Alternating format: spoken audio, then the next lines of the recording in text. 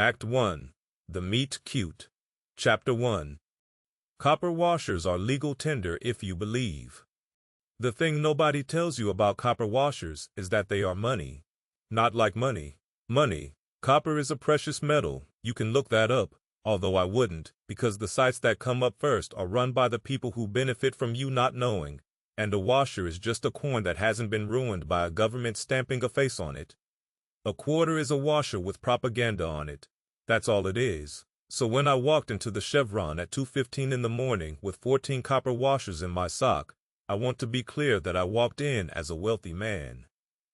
Devon was working the counter. Devon is always working the counter. I have a theory that Devon is three people who share one name and one face, rotating in shifts, because no single human could be that tired for that long without dying. But that's a chapter for a different book, one I'm also writing, called Devon. What are you? Devon, I said, and I poured my sock out on the counter, which in hindsight I could have done differently, presentation-wise. I need one cigarette, loose, your finest. Devon looked at the washers. Then he looked at me. Then he did the thing Devon does where he closes his eyes for 4 full seconds, which I used to think was rude until I realized he's probably receiving instructions. Billy, he said, we don't sell loose cigarettes. It's illegal. I tell you this every night. Which is exactly what makes it a seller's market, I said. Devon, look at me. That's 14 washers. Solid copper. You know what the copper spot price is doing right now? No. Neither do I.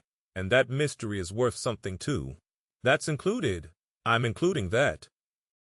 Devon closed his eyes for 6 seconds this time, which meant the instructions were longer, and while he was gone, receiving, I happened to glance up at the big fisheye security mirror in the corner, the one that shows the whole store bent around itself like the inside of a spoon, and that is when I saw her. Now, I want to describe this correctly, because this is the most important moment of my life and I was there for it. In the mirror, back by the automotive aisle, there was a woman taking every squeegee out of the squeegee bucket. Not stealing them, auditing them. She had them laid out on the floor in a line, and she was picking each one up, holding it to her ear like a seashell, and then placing it back down in a completely different position with the certainty of a surgeon. Her hair was doing 4 different things at once and winning at all of them. She was wearing what I would later learn was 3 jackets, worn in an order she'd calculated herself because, and this is true, this is science she taught me, the inner jacket is the one they expect you to wear on the outside, so, my first thought, and I'll be honest because this book is nothing if I'm not honest, my first thought was, that woman is not real. I've been up for a while. Sometimes when I've been up for a while, the mirror shows me bonus content. I've made my peace with it. So I did my standard reality check, which is that I looked away, counted to 5 by 2s, which is faster, and looked back. She was still there. She had moved on to smelling the squeegees. She smelled one, nodded like it had confirmed something she'd suspected for years, and set it down at the far end of the line. She was real, and she was reorganizing the squeegees by smell, and I understood immediately, the way you understand a stove is hot, with your whole body, before your brain gets the memo, that she was doing it because somebody had to. Every other person who'd ever walked through that store had seen those squeegees in the wrong order and done nothing. She saw it and she acted. That's character. You can't teach that. Billy. Devon was back from receiving. I can't take washers, man. Devon, who was that? I said. Devon looked at the mirror, then over at automotive, and his whole body did a slow sigh, like a tire going down over the course of a season. That's Tammy. She comes in around 2. She does the squeegees. She does the squeegees, I repeated, because some sentences deserve to be said twice. Please don't, Devon said, which I didn't understand at the time and choose to still not understand. Here is what happened next, and I've been over it 100 times, and I still get chills. She stood up from the squeegee line, fully satisfied, dusted her hands like a woman finishing honest work, and she looked directly into the fisheye mirror. Not at the store, at the mirror. At me, in the mirror, which if you know anything about fisheye mirrors, the geometry of that is nearly impossible. You'd have to have been tracking my position the whole time using reflections off the beverage coolers, which, I found out later, she had been. Since I walked in, she clocked me at the door and assessed my aura, my gait, and my blood type from 40 feet using convex surfaces. She got all three wrong, by the way. She thought my aura was burnt orange, and it is obviously more of a rust. She thought I walk heel first, which, watch me walk sometime. And she guessed my blood type was H, which isn't one of the types, but I want to say, and this is the thing about Tammy, I looked it up, and there is a blood system called the H antigen system. It's real. It underpins the whole ABO system. It's basically the blood behind the blood. She guessed a blood type that doctors keep in the back. So was she wrong, or was she operating on a deeper layer? I know my answer. Our eyes met in the curve of that mirror, both of us bent by the spoon of it, and I noticed she was blinking in a pattern. Rapid, then slow, then rapid, then a hold. And my heart started going because I knew that pattern. That was the exact rhythm of the opening bars of Pressure Zone, Hard Style Remix, which is my favorite song of all time and has been since I first heard it playing from a car that was being repossessed. Nobody knows that song. The DJ who made it doesn't know that song. And this woman's eyelids knew it. People talk about love at first sight like it's a feeling. It's not a feeling. It's information. It's the fastest download of your life.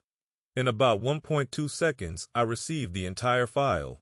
The shed we hadn't built yet, the business we hadn't started, a raccoon whose face I couldn't make out but whose judgment I could already feel, tunnels, lime water, a color I'd never seen that sounded like sirens.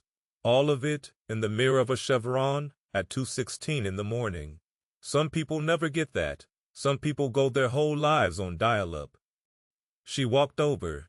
She walked the long way, down the chip aisle and back up past the coolers, which I later learned was so she could check my reflection against my actual self to make sure they matched, which, think about that.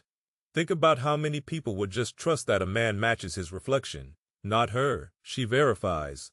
She stopped about 4 feet away, which is the correct distance, and she looked at me with eyes that had not closed for any meaningful period since the Clinton administration, and the first thing Tammy ever said to me was, "You buy cigarettes one at a time because a full pack has a resonance." And I said, and I swear this is word for word, Devon was there. Devon will not confirm this, but he was there. I said, "A full pack is 20 antennas in a foil-lined box." And her whole face opened up like a garage door, and she said, "Foil-lined," like I'd said the secret word, because I had, and she took one step closer and lowered her voice and told me the thing about the blankets. I'm not going to put the whole blanket thing in this chapter, because it deserves room, and because you're not ready, the same way I wasn't ready, standing there in the fluorescent light with my washer still spread out on the counter like a dragon's hoard.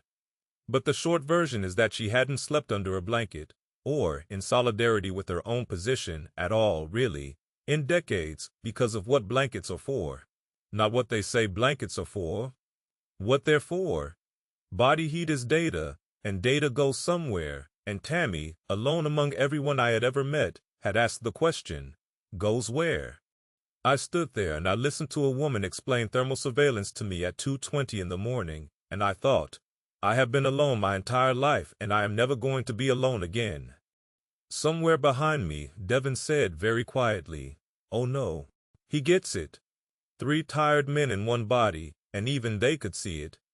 Tammy finished the blanket thing and looked at me, and there was a test in the look. I knew there was a test. Everything with Tammy is a test, that's why her results are so good. She glanced out the window, at the parking lot, at the dark past the pumps where the light gives up, and she said, "You feel that?" And I did.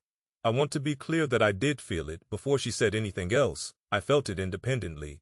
A kind of pressure out there over the diesel island, a waiting quality in the dark, like the sky had inventory it hadn't declared. "Shadow birds," she said. "How long do we have?" I said. "Till dawn if we're lucky, less if we're loud." I turned back to the counter.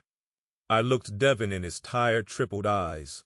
I pushed all 14 washers toward him and said, "Devon, keep the change. We're going to need every cone you've got." The cones aren't mine, Devon said. The cones belong to Chevron. Then Chevron, I said, is about to be part of something. And Tammy? Tammy who verifies, Tammy who audits, Tammy who does the squeegees because somebody has to. Tammy smiled at me for the first time, with a couple of teeth that had opted out but the rest fully committed, and she said the most romantic thing that any human being has ever said to another human being at any point in recorded history. She said, "Grab the broom too. We might need to sweep something you can't see." 14 washers. Best money I ever spent. Devon says I never technically gave him the washers and that he put them in the lost and found. Sure, Devon, that's called a bank.